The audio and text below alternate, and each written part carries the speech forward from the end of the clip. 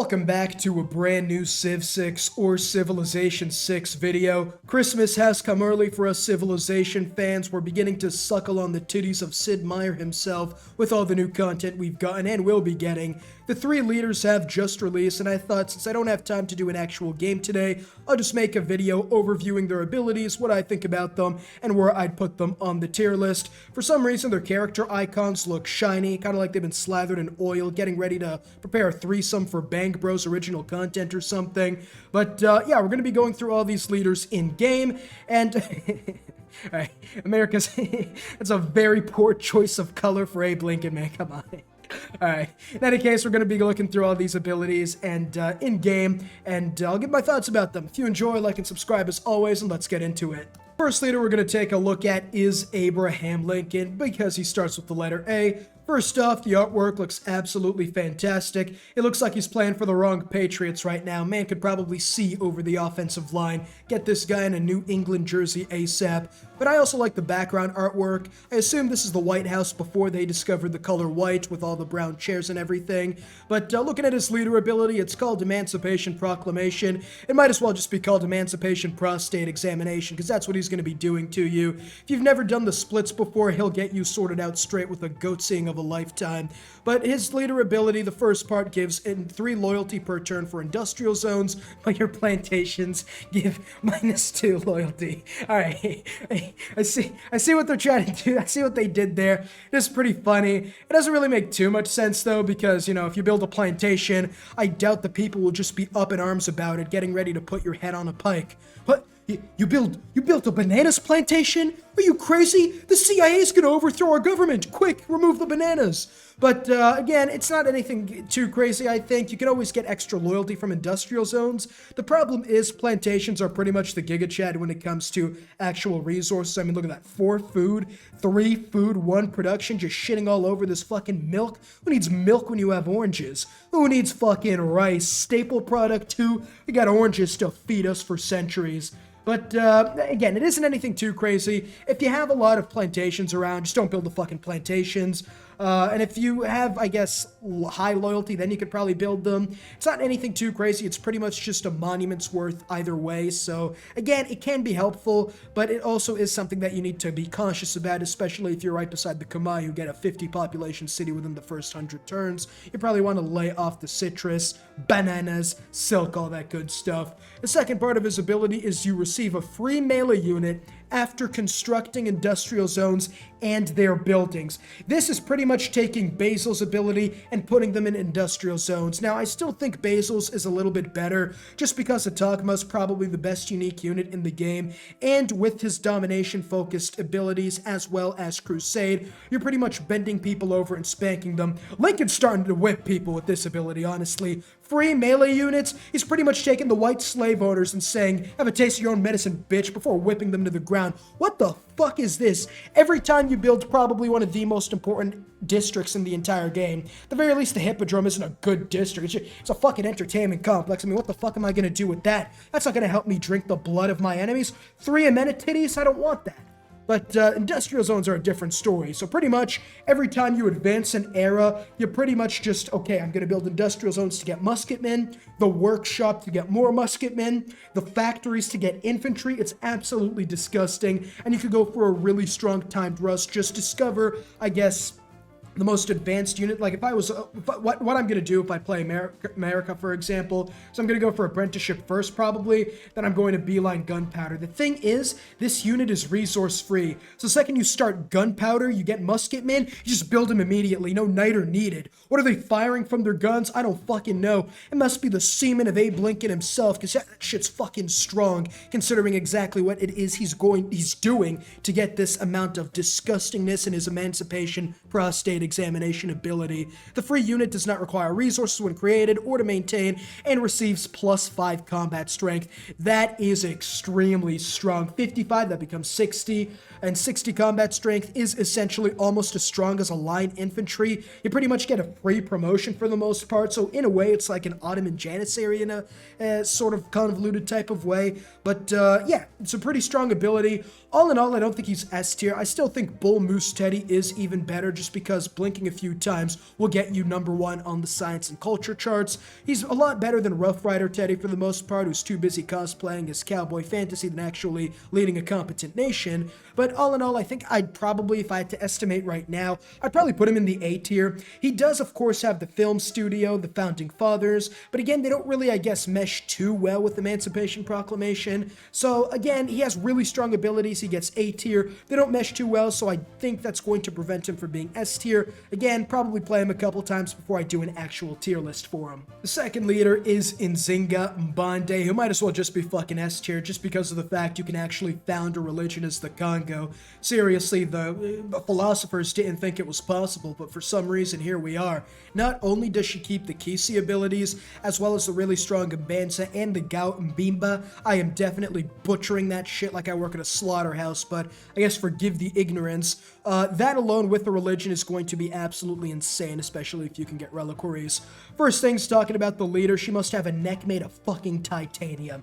You get a golden choker, probably weighs a few £100. You got some anal beads, and then finally you just have this giant hat on your head. It takes a lot of neck strength to definitely hold that up, but she looks good. She looks absolutely fantastic, not gonna lie. The graphics are right there. It's not exactly Pokemon Scarlet, much more like Elden Ring when it comes to the graphical department, and she definitely looks like a really well-designed leader. And the background is also beautiful. It looks like the Riverlands from that Chaotic game, the trading card game back in 2008. Fuck, that was a long time ago. That's exactly what it looks like Nirvana, essentially. I just want to jump in there and start swimming. Hopefully there are no piranhas there. I don't want to go through the rest of my life without a ball sack. In any case, her leader abilities call Queen of Dongo and Matamba. Cities receive 10% yields if on the same continent of your capital, and negative 15% if you're on another continent. This is literally just Lady Thick Thigh's ability. Now, while I believe this ability is a lot stronger, taking the fact that Lady Six Guy does have thick thighs, so jury's still out on which leader's actually better. When it comes to, I guess, especially in the super early game, the Congo are probably a lot better.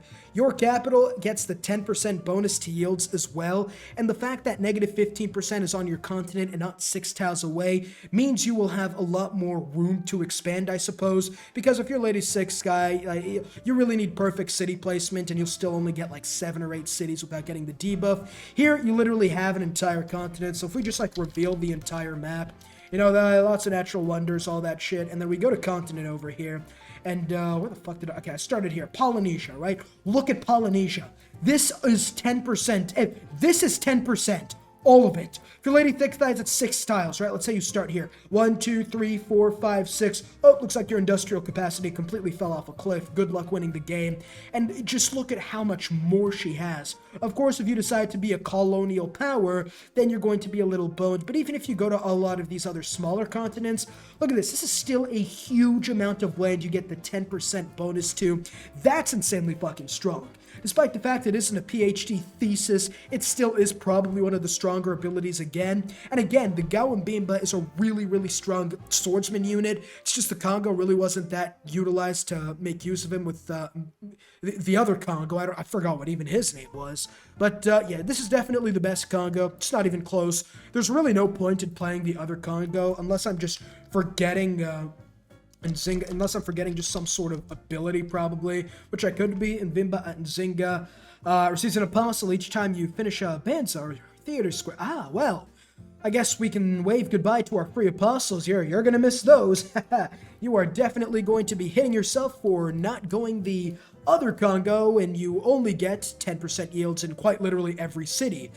Yeah, the only reason you're going to get the negative 15% is if you're on like a Fisher or something, which I guess could happen, but you still have an entire continent to work with, or if you have so many cities that you have to spill over to other continents, in which case the game's already over and it doesn't matter what you do. Again, use the swordsman to wipe out everyone on your continent. The Bands is a really strong district for housing. Casey's an incredibly strong, unique building in the game. All in all, she could definitely be S tier. I don't think I'd put her S tier. I think I'd probably put her high A. She could be S tier. I'd have to test it out a little bit, but if I had to assume right now, I would probably say S tier. She has potential for early war with a unique unit, meaning she doesn't need that much iron to get going. She has a really strong ability that starts from turn 1 and requires no input on the player's behalf. You could quite literally get your dog to play Civ 6 and they'd be doing good as the Congo. Case is an extremely strong ability, especially now that you can found a religion, faith by apostles, and get reliquaries, and as well as maybe use the apostle strategy to like just suicide charge and then get their martyr promotion and get free relics or something like that. It's definitely a strong and could definitely be an S tier Civ. I've had Saladin in the round B to A tier range of my tier list for a long time now, and I'm assuming he's sick of it. So to earn my favor, he's put on his biggest genocidal attire, getting ready to take back the Holy Land and massacring everyone who's going to be in his way. And the Victorious is an incredible ability to do that. Let's start with Saladin first, though. He absolutely looks like one of those Arab movies my parents would watch all the fucking time. He's definitely out there to take butts and eat bodies, and he's all out of butts. An absolutely incredible attire. He's hiding the knife right there just to get you in close. He's just gonna stab you when you're not looking, like he's James Bond or Hitman. And he's got the emerald encrusted gold armor. I don't know if I'm playing Civ 6 or Minecraft right now, goodness. And obviously you have the sand dunes and mountains in the back, as well as the camps of what I'm assuming to be his 50 Mamluks when it comes to, quote-unquote, negotiate your surrender and sell into slavery. His leader ability is called the Victorious. Double flanking and support bonuses to all combat and religious. It's over. It's over. You still get automatically the last prophet, and you have the Mamluk who heals at the end of every turn. Let me say that again. This man heals at the end of every turn. You can move, you can attack, you can masturbate. Doesn't matter what action you perform, you are going to heal at the end of every turn. You get double flanking and support bonuses. Oh my god. So let's assume there's like a unit there, a unit there, and a unit there. Simple three-pronged attack, all right? A triple spit roast. You are going to be getting 6 extra combat strength. And if you're defending, you are going to become an iron. It's like a stall team in Pokemon. You're not punching through. You're just going to get your fist bloodied. Not only is Saladin going to be an extremely strong domination civ, he's also going to probably be on Vietnam, maybe a little under Vietnam's level of defensiveness. Someone declares war on you, as long as they're not 2 eras ahead of you technologically, you're just going to be doing this. You hear that? That's the sound of my cheeks getting clapped, and that's exactly what Saladin's come out to do. All in all, his leader ability is, I think, really strong, but it definitely is sort of, I guess, the more, I don't want to say hard leader abilities, but it's definitely not one you could just brain dead your way through, I suppose. You actually have to, like, be mindful a little bit of, okay, I want all my cities to just be rubbing their butts against their, like, the other sticks the entire time. Just as close together as possible and try to get the flanking bonuses. The other thing is you are going to want cavalry. Why? Because cavalry don't suffer from a zone of control. So if you go melee units and you move, like, for example, let's say there's 4 units here and then there's a unit over there. If you move this unit here as a warrior, even if it's flat terrain, he loses all his movement points. But as cavalry, you can swarm, surround the unit, get the largest flanking bonus, and then start clapping cheeks. So you definitely want cavalry. He's probably one of the few civs you want to go cavalry rush as in the early game, someone like Byzantium. But you are also going to need catapults. But the thing is, the reason I think catapults are absolute dog shit, something that came out of my butthole, is because they are extremely weak. With the support bonus, you are going to take a catapult. Let's say classical era, you have a catapult, right, to tear down city walls. It's got about 25 melee strength. If you surround it with like 3 horsemen, that's at 31 melee strength, already almost as strong as a swordsman. Not only that, but if you just keep that guy surrounded, just keep like 1 catapult on each side, another knight on each side, and maybe horsemen in the front or something, you could easily become stronger than an actual melee unit. Not only that, but when you're getting ranged attacked, you are still going to take a lot less damage just from the fact you have a giant support bonus. So I think that's going to be really good as Saladin. I think he's going to be less of a rush as quickly as you can, as are most civs if you're going for an early game swordsman rush. And instead it's going to be, all right, we're going to get the encampment, we're going to get the great general, it's like that episode of SpongeBob where like that god was making like thousands of Krabby Patties and SpongeBob was just making one. That's what you're going to be like.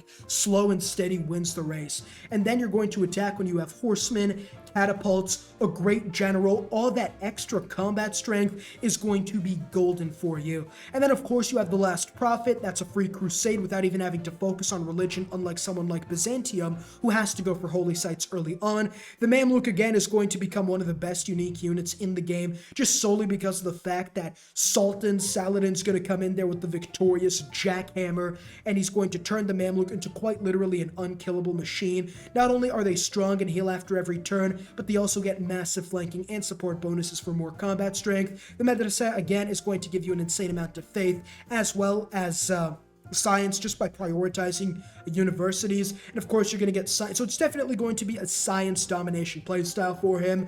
And yeah, despite the fact that this pass was called the Negotiators, there's not a single diplomatic bonus any of these leaders have.